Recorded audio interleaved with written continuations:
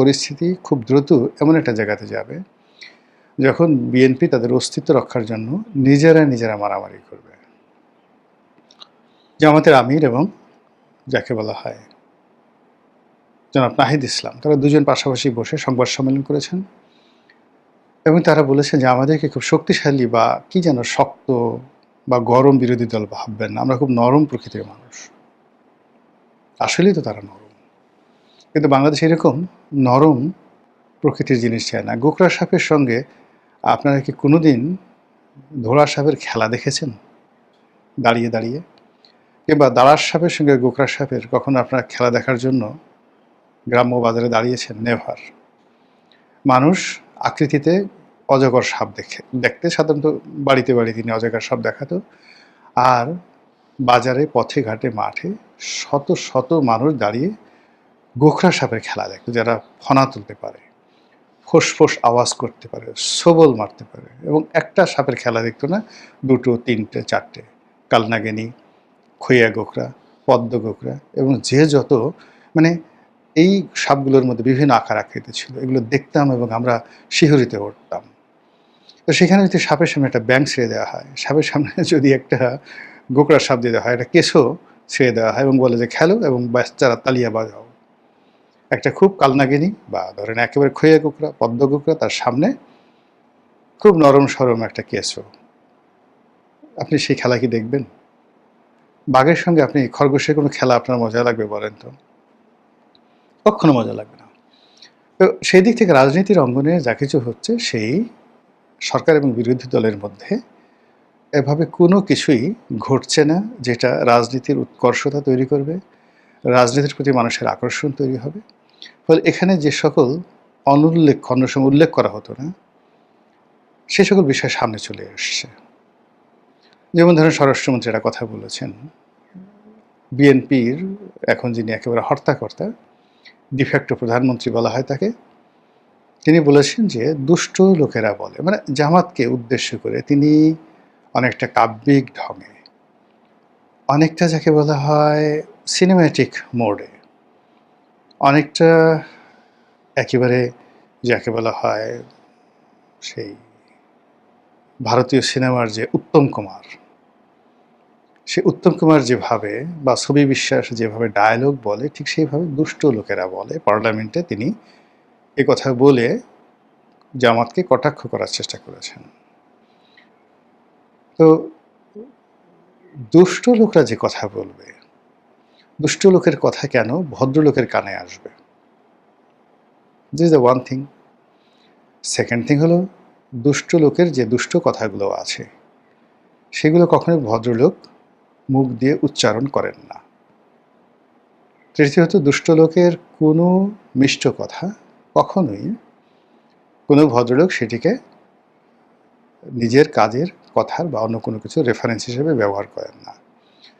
তো কাজেই স্বরাষ্ট্রমন্ত্রী যে দুষ্ট লোকেরা বলে, এই দুষ্ট লোকদেরকে তিনি যতই পৃথক করতে চান না কেন, এই দুষ্ট লোকের সমস্ত দুষ্টুমি, বদমাশি, আচরণ, চাল চলন নিঃসন্দেহে স্বরাষ্ট্রমন্ত্রীকে বিমোহিত করেছে, এবং তিনি মনে করছেন যে আমরা যেটা পারছি না, ভদ্রলোকেরা যেটা পারছি না, দুষ্ট লোকেরা সেই জিনিসগুলো করে ফেলেছে।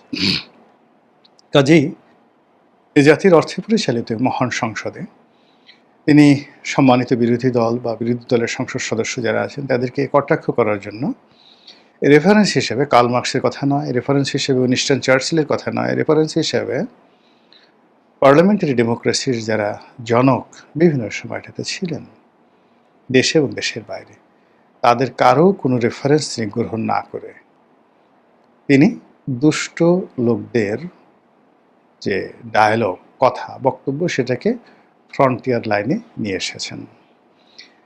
কাজেই লক্ষণগুলো, রাজনীতির যে লক্ষণগুলো, এটি কতটা দুষ্টমির দিকে যাচ্ছে এটা সহজেই আপনারা অনুমান করতে পারবেন। ২ নম্বরে যে বিষয়টি বলতে চাই সেটি হলো যে আমাদের দেশে এই প্রথম একটা পার্লামেন্ট গঠিত হয়েছে যেখানে মন্ত্রীরা অদ্ভুত সব কথাবার্তা বলছে, অদ্ভুত সব কাণ্ড করছে। এরকম কাণ্ড সিনেমাতে দেখা যায় না। আমাদের স্বাস্থ্যমন্ত্রী সর্দার সাখাওয়াত হোসাইন বকুল। বহুদিন পর তিনি ক্ষমতায় এসেছেন, প্রায় ২০ বছর পরে। এবং তার এখন যে বয়স, সেই বয়স অনুযায়ী ৫ বছর পরে তার জীবনের সুযোগ আসবে কিনা আল্লাহ রাব্বুল আলামিন জানেন। তিনি একজন বীর মুক্তিযোদ্ধা। কাজেই তিনি তার হৃদয়, মন সব কিছু উজাড় করে দিয়ে তার জীবনের যত রকম দুর্নাম বদনাম আছে সবগুলোকে মাটির চাপা দিয়ে তিনি ধর্মপুত্র যুধিষ্ঠিরের মতো, অথবা ফেরেশতার মতো, অথবা অলি আল্লাহ, গাউস কুতুব, পীর মাশায়েখের মতো, তিনি যে একজন সৎ ব্যক্তি, কোনো জেনা, ব্যভিচার, নারী প্রীতি তার জীবনে ছিল না। এবং এখন তো প্রশ্নই আসে না। কোনো অর্থলোভ, ঘুষ, দুর্নীতি, চাঁদাবাজি এসব কোনো কিছু তিনি একেবারে বুঝতেই পারেন না। এবং তিনি শপথ করেছেন যে তিনি এখন শিশুর মতো সরল কথা বলবেন, এবং সেভাবে তিনি কাজ করে যাচ্ছেন। এবং এরকম সৎ মন্ত্রী যদি জনাব তারেক রহমান সাহেবের মন্ত্রী পরিষদে থাকে, আসমানের তারকারা এখানে নূর বিলাতে থাকবে। এরকম মন্ত্রী কল্যাণে এরকম মন্ত্রী যদি থাকে, তাহলে শুধু তারেক রহমান সাহেব নন, তার প্রয়াত আম্মা, তার প্রয়াত বাবা, তারাও কবরে বসে এই মন্ত্রীর জন্য দোয়া করবেন যে এরকম একজন মন্ত্রী, তিনি তার সর্বস্ব দিয়ে আমার সন্তানের সাথে আছে, আমার সন্তানের পাশে, মানে তারেক রহমান সাহেবের পাশে থেকে দেশ জাতির সেবা করছে। এবং এই মন্ত্রীর কারণে বিএনপি সরকার খুব দ্রুত আসমানের একেবারে প্রথম আসমান ভেদ করে কোথায় যে চলে যাবে, উন্নতির চরম শিখরে বলা যায় না। কারণ হলো এই মন্ত্রী পাগলের মতো ঘুরে বেড়াচ্ছেন। পাগল বলাটা কি ঠিক হলো? না।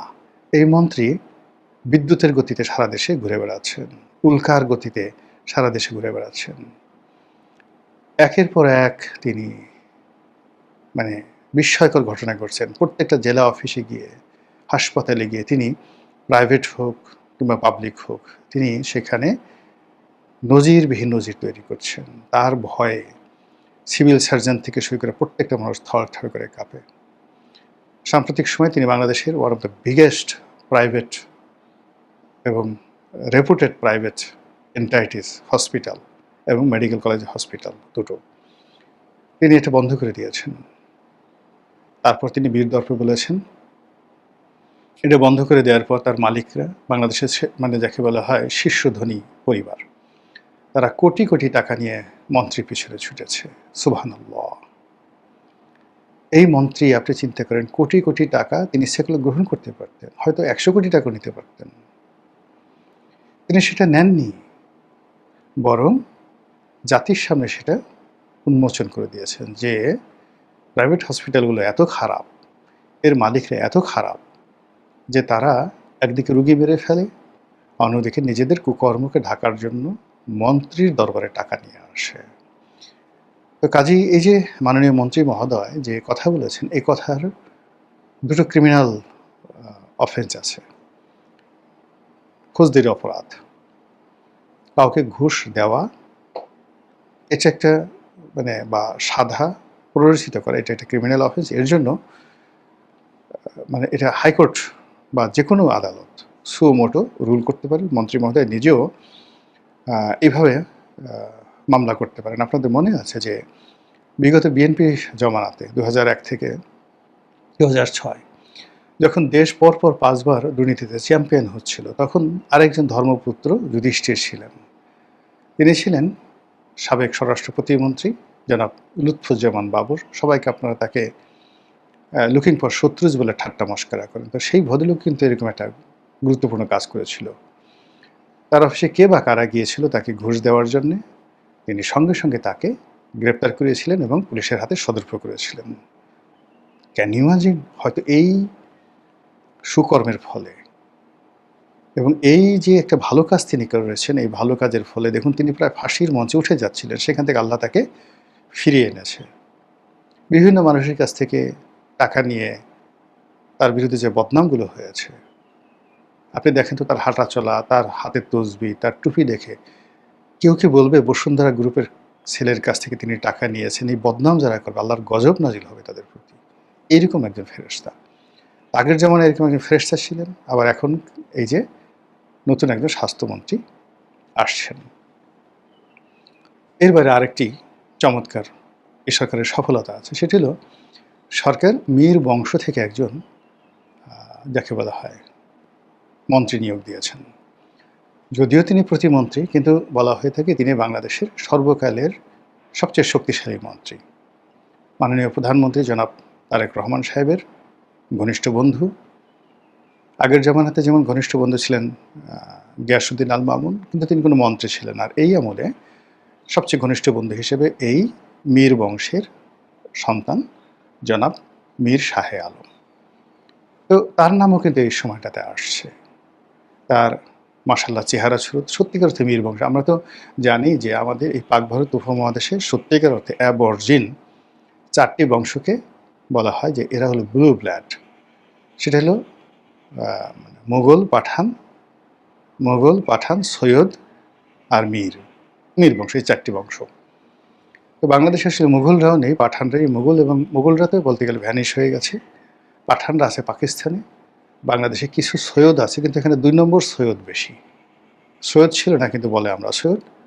আর মীর আছে, কিন্তু ওই যে মীর আছে, কিন্তু মীর জাফরের কারণে বারবার শুধু মীর নামটা আসলে অনেকে ব্যবহার করতেছেন না, যদিও এটা একটা আভিজাত্যের লক্ষণ।